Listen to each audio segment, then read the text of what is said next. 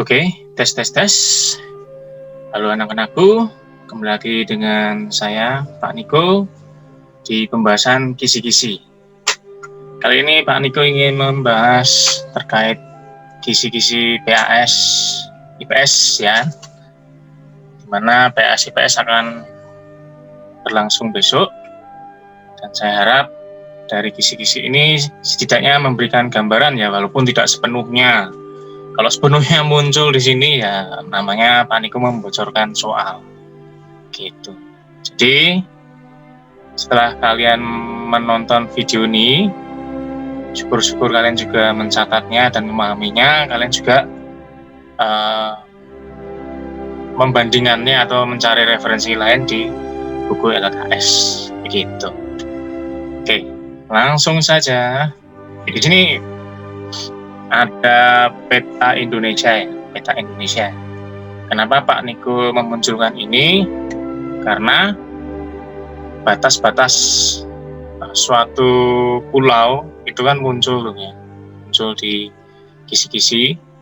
Maksudnya apa tuh? Ya misalnya nih kayak Sumatera nih, Sumatera sebelah utaranya itu apa? Ini kan, misalnya Malaysia, gitu kan. Lalu selatannya apa? Samudra Hindia, Laut Indonesia, begitu ya. Baratnya apa? Samudra Hindia. Terus timurnya apa? Misalnya di sini ada tulisan Selat Karimata, ada Kalimantan, gitu. Jadi Pak Niko langsung berikan gambar ini, silakan kalian membuat catatan tersendiri gitu ya. Misalnya Sumatera itu apa aja, Jawa itu apa aja, batas-batasnya, Kalimantan apa, sampai Papua. Nah, tetapi dalam persoalan nanti, model soalnya sedikit agak mikir gitu ya. Misal yang ditanyakan itu Papua, gitu kan? Yang ditanyakan itu Papua. Nanti model soalnya di sebelah barat pulau ini adalah Pulau Sulawesi misalnya, dan di sebelah utaranya Samudra Pasifik misalnya seperti itu. Lalu kalian suruh menebak ini pulau apa, gitu ya. Pakailah nanti nalarnya. Ini terkait perbatasan. Nah, dari kondisi kepulauan tadi ya, negara kita ya, karena negara kepulauan, maka akan muncul berbagai keanekaragaman ya. Salah satunya suku. Ya, ini Pak Niko sudah tuliskan, walaupun tidak semua ya. Suku itu banyak banget, banyak sekali. Di sini Pak Niko hanya menuliskan beberapa saja, yang setidaknya mudah untuk diamati. Misalnya Jawa itu ya ada suku Jawa, suku Sunda, suku Madura, mungkin kalian menemukan suku lain. Lalu di Sumatera ada suku Aceh, suku Batak, suku Minangkabau, suku Rejang, dan seterusnya ya. Kalian bisa baca sendiri sampai Papua ya, suku Asmat. Di sini Pak Niko sudah memberikan gambar juga. Nah, nanti silahkan ya, model soalnya seperti apa, pahami saja. Terkait garis Wallace dan Weber. Weber dan Wallace. Di sini Pak Niko sudah mencantumkan peta ya, karena paling mudah itu memang menggunakan peta. Kalau dari gambarnya nih ada garis Wallace, berarti dia adalah garis yang membagi wilayah ya, sebaran fauna Indonesia bagian barat dan tengah. Sedangkan garis Weber itu fauna Indonesia tengah dan timur. Ya, di sini sudah Pak Niko tuliskan. Timur dan barat itu ada bedanya ya. Di barat ya, atau bisa dinamakan fauna asiatis, yang tengah ini fauna peralihan. Kenapa dinamakan peralihan ya? Karena antara dua ini ya, antara fauna asiatis dan fauna australis.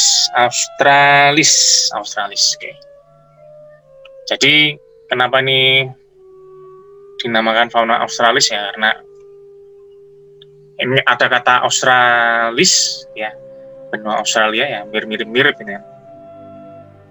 Itu di sini sudah ada persebaran hewannya, tuh kalian bisa mengamati. Nah, biasanya untuk mudah mengingat, fauna yang ada di Indonesia Barat atau fauna Asiatis itu hewannya besar-besar, ya, gajah, harimau, orangutan, badak. Lalu untuk peralihan tuh yang kecil-kecil gitu ya. Kalian bisa melihat ada komodo, bisa nih babi hutan, dan semakin ke libur maka akan semakin kecil hewannya. Gitu. Di sini apa nih? Banyak berbagai burung ya kalau di daerah timur. Gitu. Oke, kalian bisa mencarinya lah di buku, ada banyak itu. Silakan diamati. Pokoknya cara memahaminya seperti itu. Nah, pengaruh letak geografis bangsa Indonesia terhadap kehidupan ekonomi. Oke, seperti yang kita ketahui gitu ya, letak geografis Indonesia ini sudah Pak Niko cantumkan gambarnya ya. Wah, lebih banyak lautnya gitu ya. Ya, lalu banyak kepulauan. Dengan kata lain, ketika negara kita ya, Indonesia itu berbentuk kepulauan, maka akan dilintasi area perairannya oleh pedagang-pedagang asing. Gitu. Makanya dulu waktu awal mula penjajahan itu ya, gerakan mereka tuh dimulai dari perdagangan gitu.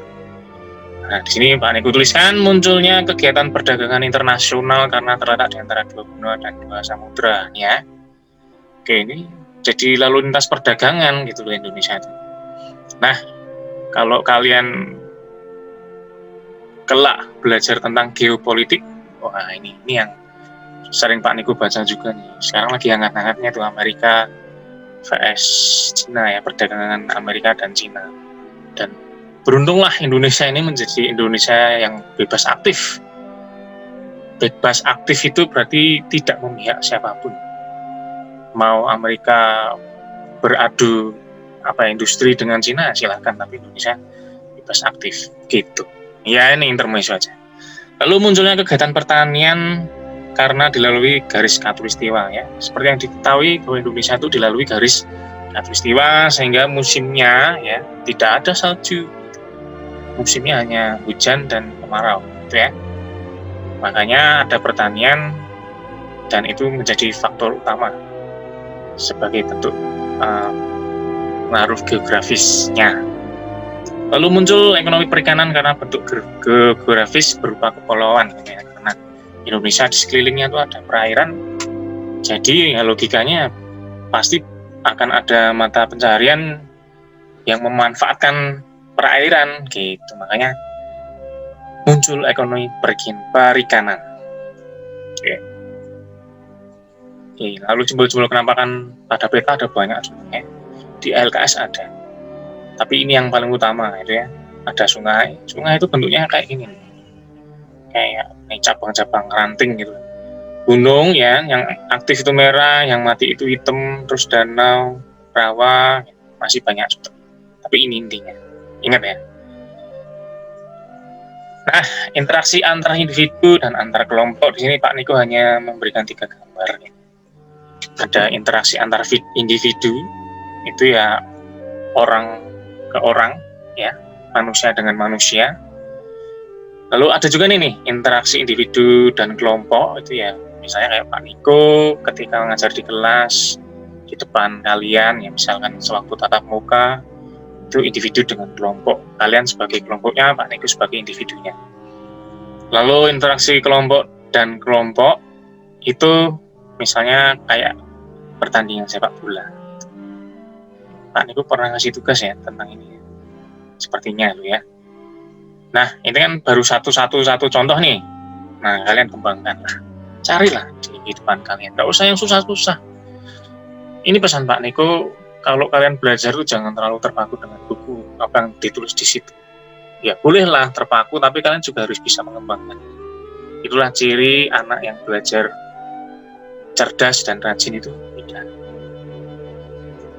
Oke.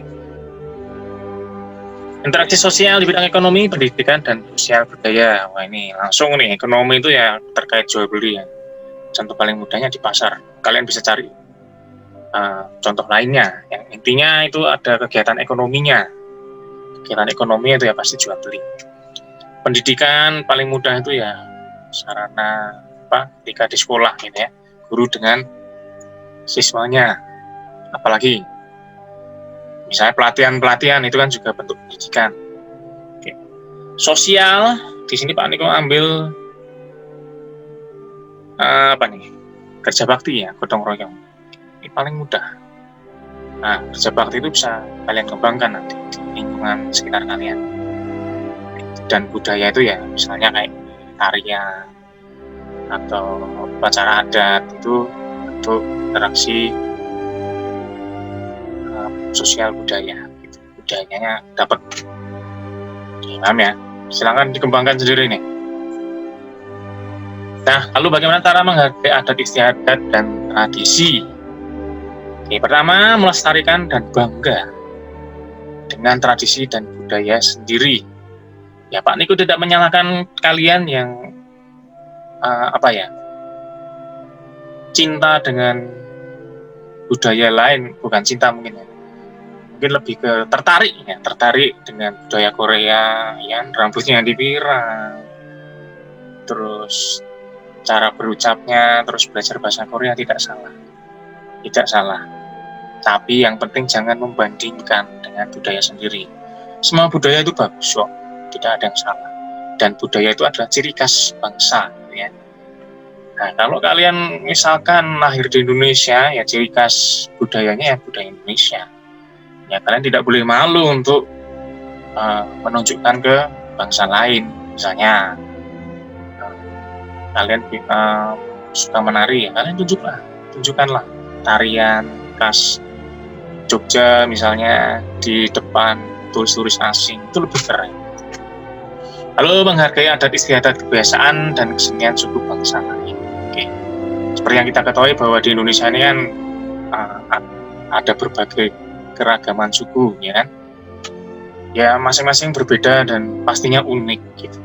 Jadi ya kita harus menghargai, tidak itu kok narinya kayak gitu, tempat aja begini kok narinya, ya nggak boleh begitu. Itu kok upacara adatnya begitu, maksudnya apa tuh? Ya, bener tuh gini, nggak boleh begitu. Saling menghargai, menghormati suku, agama, budaya dan adat istiadat orang lain ini juga salah satunya ya, menghormati.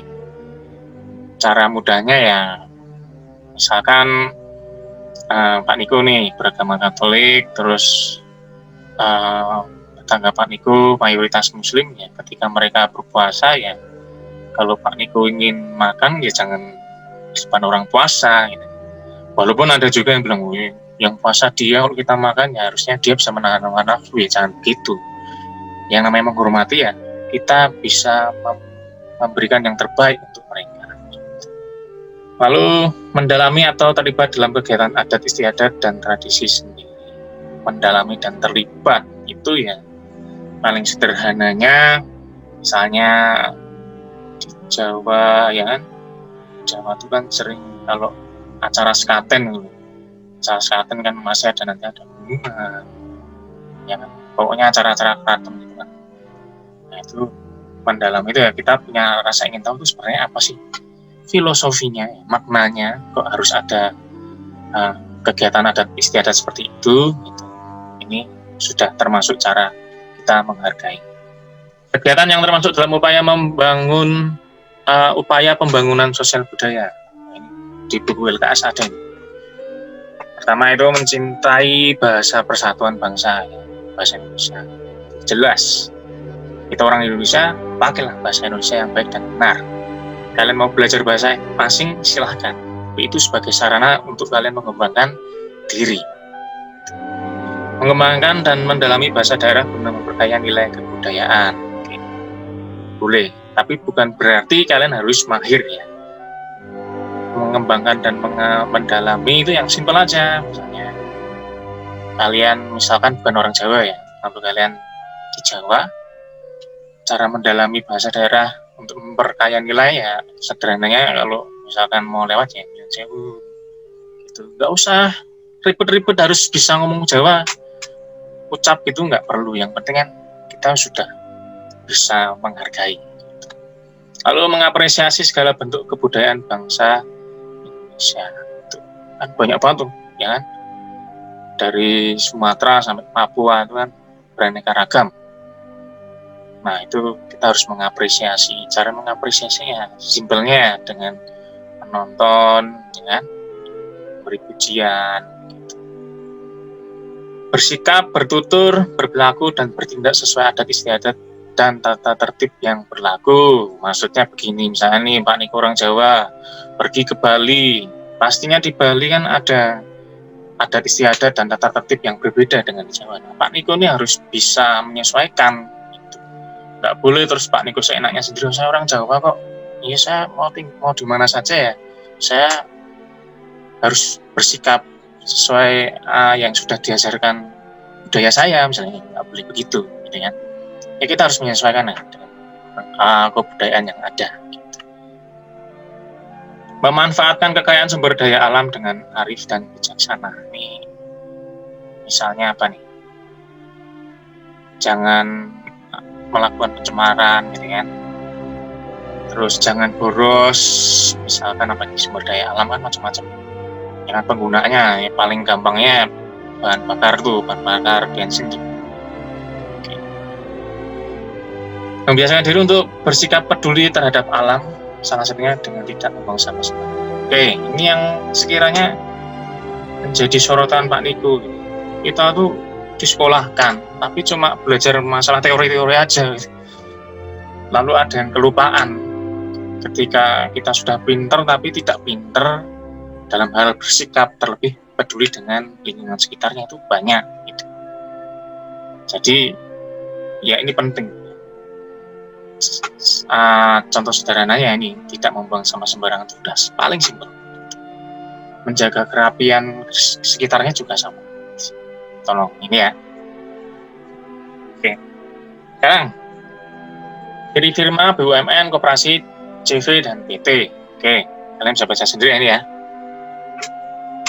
Kalau firma, anggota saling mengenal. Ini Pak Niko hanya menuliskan inti-intinya aja. Saling mengenal, lalu memakai nama bersama dalam kegiatan usaha. Kalau CV, ada sekutu aktif dan pasif. Sekutu aktif itu anggota yang berperan menjalankan perusahaan. Misalnya Pak Niko punya perusahaan, ya Pak Niko yang menjalankan. Sekutu pasif adalah anggota yang hanya menanam modal. Misalnya temannya Pak Niko tuh, menanam modal biar usahanya Pak Niko ini berkembang. Tapi orang yang membantu lihat modal ini tidak ikut ambil alih gitu. Jadi tidak ikut serta dalam menjalankan perusahaan. Gitu. Lalu PT modalnya terdiri atas saham-saham. Gitu. Nah, biasanya CV sama PT lebih keren PT. Di situ ada kata saham-saham, berarti kan ada suatu pemodalan yang sangat besar. Ya besok kalian akan tahu lah. Lalu tanggung jawab pemegang saham terbatas pada modal yang ditanamkan. Gitu. Lalu koperasi itu keanggotaan bersifat sukarela, lalu berdasar pada prinsip swadaya, swakerta, dan swasembada. Yang terakhir ini BUMN intinya kekuasaan penuh di tangan pemerintah. Gitu. Walaupun baru-baru ini kan Pak Niko juga mengikuti dunia kementerian di Indonesia ini ya. Ada ide bahwa sebetulnya BUMN ini mandiri, bisa berdiri sendiri tanpa campur tangan pemerintah. Gitu. Karena kan selama ini BUMN terlalu dimanjakan gitu ya. Terlalu dimanjakan dengan suntikan dana, dengan bantuan keuangan dari pemerintah. Ya akhirnya di era Jokowi yang kedua ini, kalau kalian tahu Menteri BUMN ya, Erick Thohir, akhirnya merombak semua. Ya kita doakan saja semoga semua berjalan baik. Jenis koperasi yang berkembang di Indonesia. Ada koperasi produsen, ya, yang menyelenggarakan pelayanan di bidang pengadaan barang produksi. Konsumen menyediakan barang kebutuhan sehari-hari, simpan pinjam ya, menyediakan usaha simpan pinjam yang melayani anggotanya. Koperasi jasa menyelenggarakan usaha yang bergerak di bidang jasa. Paling gampang tuh yang koperasi konsumen, sering dijumpai di sekolah ada itu. Ya, itu yang jual bolpen, pensil itu. Koperasi, termasuk koperasi konsumen. Oke, yang terakhir, sikap kita dalam persaingan usaha. Oke, siapa tahu kalian ya kan, kedepannya ingin melanjutkan usaha orang tua kalian, atau kalian membuka usaha sendiri, atau ada mungkin yang ingin bekerja untuk suatu perusahaan, atau seperti Pak Niko, bekerja di bidang jasa gitu ya, jasa mendidik. Nah, pertama itu sikap sportif dan bersaing. Jadi misalkan Pak Niko jualan buku, lalu temennya Pak Niko ada yang jualan buku juga, ya Pak Niko harus sportif dong untuk bersaing dengan teman Pak Niko. Tidak menjelekkan produk yang dijual, ya kan? Misalnya tadi Pak Niko jualan buku, terus Pak Niko juga jelekin buku, itu bukunya cetakannya palsu, nggak boleh. Ya. Lalu memberikan masukan positif dan membangun jika ada kekurangan. Belajar bersama dalam membangun usaha, ya saling berbagi, lalu saling mempromosikan. Ya, saya Pak Niko jualan buku pelajaran, temannya Pak Niko jualan novel, lalu ada yang butuh buku novel, ya Pak Niko mempromosikan, itu jualan buku novel loh, bagus-bagus loh, coba dibeli, harganya nggak mahal misalnya gitu. Nah, itu sikap dalam persaingan usaha. Ini mungkin nggak sesuai dengan buku ya, karena Pak Niko tuliskan berdasarkan pengamatan dan logika penalaran Pak Niko. Gitu. Oke, mungkin itu dulu dari saya. Selamat belajar. Jangan lupa buka-buka buku lagi, karena dari ini saja tidak cukup dengan baca-baca lagi. Pokoknya besok kerjakan sebaik mungkin. Jangan lupa uraian, kerjakan semaksimal mungkin ya, jangan singkat-singkat. Karena poinnya tinggi. Mantap.